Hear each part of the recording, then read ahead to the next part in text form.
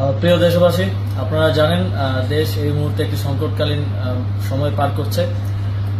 Fascist Sheikh হাসিনার বিরুদ্ধে এক দফা আন্দোলন এবং আন্দোলন পরবর্তী বিভিন্ন ধরনের সহিংসতার কারণে ইতিমধ্যেই আমরা ক্রান্তিকাল পার করছিলাম। আপনারা জানেন দেশের লক্ষ লক্ষ কোটি টাকা পাচার হয়ে গেছে, লক্ষ লক্ষ কোটি টাকা ঋণের মধ্যে দেশ রয়েছে। এই মুহূর্তে আমরা দেশের দায়িত্ব নিয়েছি, কিন্তু 15 দিনের মাথায় একটি বড় প্রাকৃতিক এবং একই সাথে মানবসৃষ্ট দুর্যোগের মুখোমুখি আমরা হয়েছি।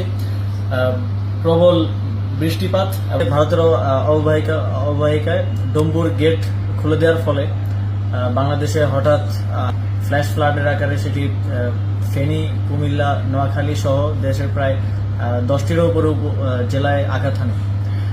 ভারত কোনো প্রকার সতর্কতা ছাড়াই এই গেটটি খুলে দেয়। প্রায় 31 বছর পর প্রথমবারের মতো এই গেটটি খোলা হয়।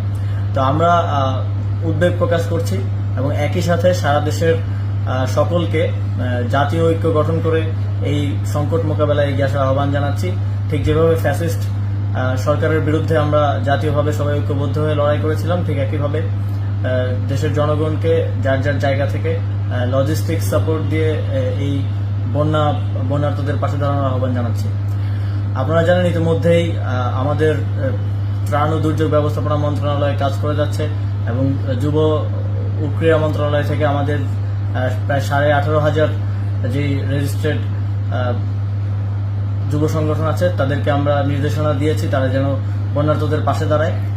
একই সাথে বৈষম্যবিরোধী ছাত্র আন্দোলনের সমন্বয়কেরা ত্রাণ সংগ্রহ করছেন টিএসসিতে এবং প্রায় 50টি বোট তারা বন্যা দুর্গত এলাকায় পাঠিয়েছেন উদ্ধার কার্যের জন্য এবং আরো 200টি বোট আজকে যাওয়ার কথা। তো সার্বিকভাবে সারা দেশের জনগণকে আবার আহ্বান জানাই, যারা ব্যবসায়ী আছেন আপনাদেরকেও আহ্বান জানাই, দেশের এই সংকটকালে আপনারা এগিয়ে আসুন এবং এই পরিস্থিতি মোকাবেলায় সকলে ঐক্যবদ্ধ হয়ে সহযোগিতা করুন।